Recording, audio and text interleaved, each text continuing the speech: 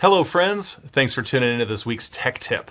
Last week when I was doing a LinkedIn creator mode video, I promised you that this week I would talk about some of the things in your LinkedIn account settings that you might not know exist.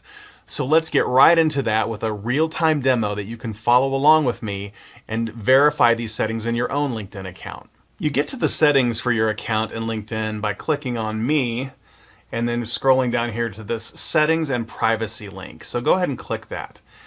And what you will notice is that there are quite a few settings in here. If I scroll, that's account preferences, sign-in security, visibility, communications, data privacy, and advertising data.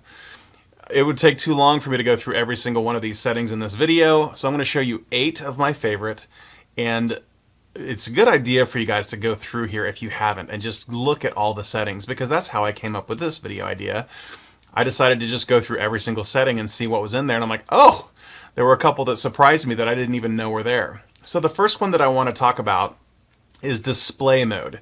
So for me, I actually like dark mode in most of my devices, iPads, iPhone, things like that. I think it's just easier on my eyes than the normal white background. I like the black background.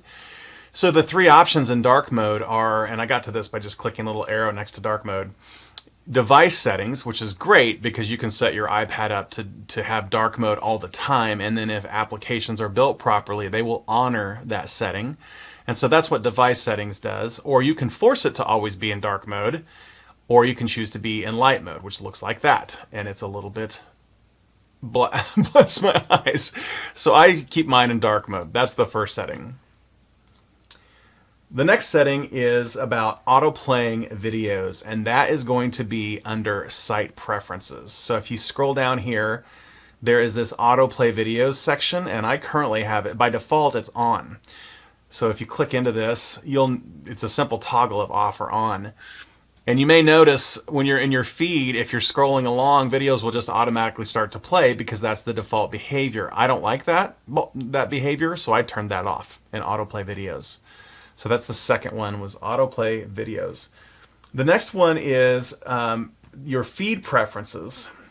And this was one of those ones that really got my attention. So it's under site preferences, feed preferences, and that's right here. So if I click that, do you want to see political content in your feed? And it's on by default. So I turned that off because for me personally, I have no interest in seeing political content in my LinkedIn feed. So turn that off is my recommendation. And then the next one is, one of the things that I do in my LinkedIn training is under sign-in security, email addresses. So you'll notice that in here, I actually have more than one email address. So the mistake that I see people make is they only put in their work email address as their LinkedIn sign-in, and then they lose their job or quit their job, and they no longer have access to that email address, and so they have trouble getting control of their LinkedIn account. So I always recommend put a business email address in, as well as a personal email address in, so that you can always get into your LinkedIn account. No matter what the password is, you can sign in with either email address, and the same password will get you into your LinkedIn account. The next one is under communications, who can reach you?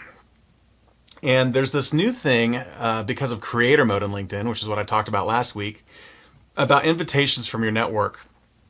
And if you click into that, you will see, allow your network to send you page invitations to follow companies and organizations. So do you want to allow them to send you page invitations to follow their company page?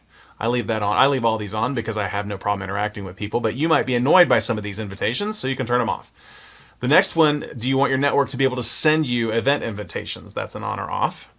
And then the third one is allow your network to send you invitations to subscribe to their newsletters, and that's another on or off. So I thought that was nice that they give you the control and the ability to say, I don't want to sign up for people's newsletters, so I'm going to turn that off all the time. I personally am signed up for a couple because I'm paying more attention to LinkedIn creator mode. The next setting under communications is this messages section. And the one that I want to point your attention to is sponsored messages. So we've all seen the sponsored messages in our LinkedIn feed, and usually it's something that you probably didn't want to see. So I was super excited to find this setting, and all you have to do is, the default is yes, so turn sponsored messages off right there. And the last two settings I want to point out today are under visibility. So if you scroll down under visibility and visibility of your LinkedIn activity, the first one is this manage active status. So by default, I think it's your connections only can see your active status. If it's all LinkedIn members, that's not good. So you would want to make sure that's your connections only.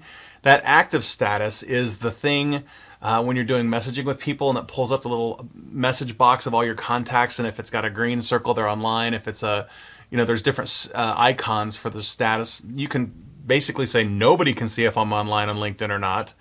Your connections only, or everybody on LinkedIn can see if I'm online or not. So I made mine your connections only. And the second one under visibility is share profile updates with your network. And this one comes up in training all the time because I teach people, here are the 6 things you need to do on your profile to make it look better.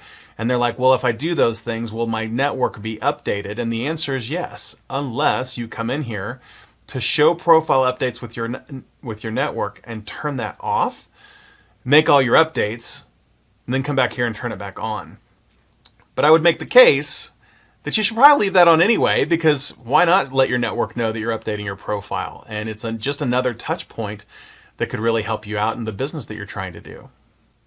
And those are the 8 things that I think you definitely want to take a look at for your LinkedIn account settings. And as you can tell, there's a lot more. So maybe it could be a good idea for you to take the time to walk through all of those and make sure they're set appropriately for how you want LinkedIn to work for you. I hope you enjoyed this video. Let me know in the comments below, and if you have any other ideas for future videos, or if you have friends that you could forward this to that could benefit from some of these account setting tips, I'd really appreciate that. And I will see you next week.